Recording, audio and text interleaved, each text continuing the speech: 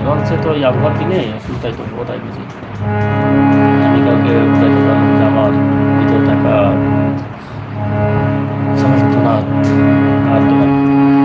আসিবে বলে তুমি এলে না ফিরে আর তোরা ভালোবাসার কথা দিয়ে ব্যথা দিলে মোরে ভালোবাসার কথা দিয়ে